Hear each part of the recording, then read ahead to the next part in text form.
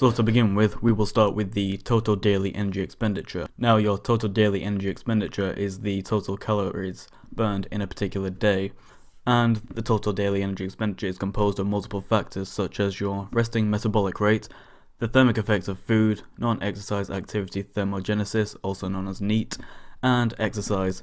The basal metabolic rate is how many calories are burned at rest, so effectively the calories burned just by existing and being alive. The thermic effects of food is the calories burned from digesting and processing the foods that are eaten. NEAT is just the calories burned from going about your day-to-day life.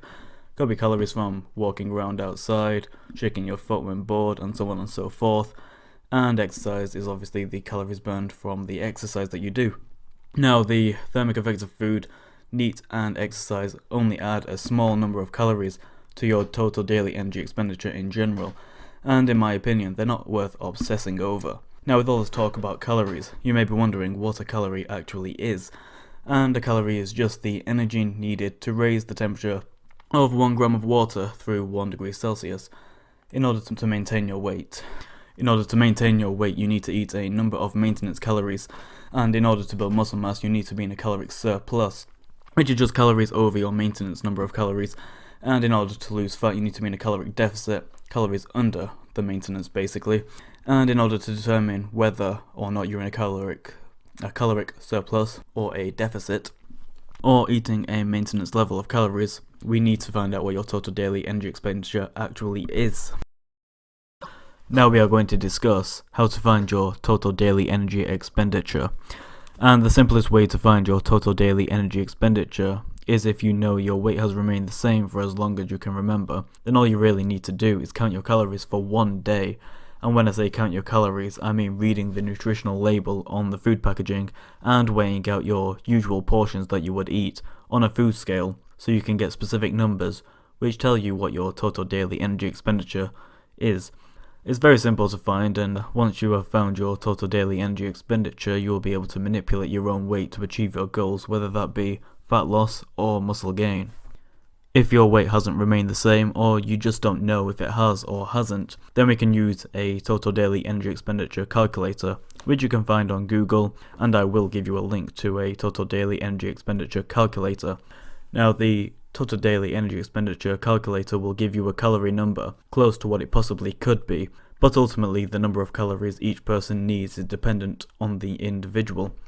The total daily energy expenditure calculators can give you a close ballpark figure to get started, and from there you can weigh yourself once per week at the same time and day if possible, and track your calories to see if you gain weight, lose weight, or maintain your weight. Now please note, with these total daily energy expenditure calculators they can be very inaccurate, so take your numbers that you get from them with a grain of salt.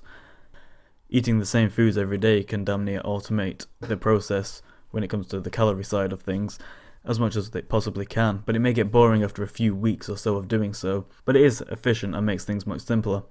But for people who want a bit of variety in their meal plans, and I will admit, it is healthier in general to have a variety in your nutritional plan. So I would suggest picking 3 different meals for breakfast, 3 different meals for lunch, and 3 different meals for dinner. This should help you stay on track, and after preparing them a few times, you'll be able to eyeball the proportions you need to eat enough calories to reach your goals, whether that be fat loss or muscle gain, and that can be very convenient for you. Once you know your total daily energy expenditure, I would recommend that you write this number down in a training log or an eating log or something of that nature, or you could just use an app that would be able to track these things for you, and keeping track of everything will ensure that you definitely achieve what you want to achieve, as you'll be able to see some numbers that will give you the information needed to take the next step forward.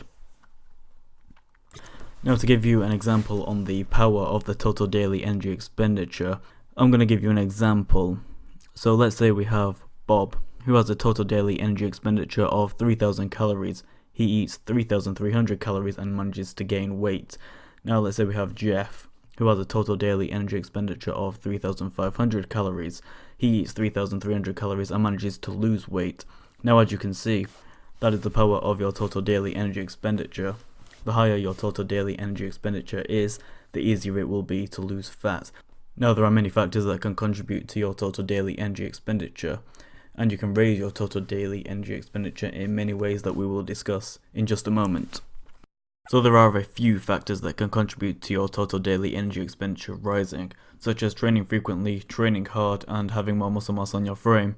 Age can also affect your total daily energy expenditure by lowering it, and the older you are, the lower your total daily energy expenditure will typically be. Also, you may want to bear in mind that as you gain muscle and your body undergoes a recomposition, that your total daily energy expenditure will change.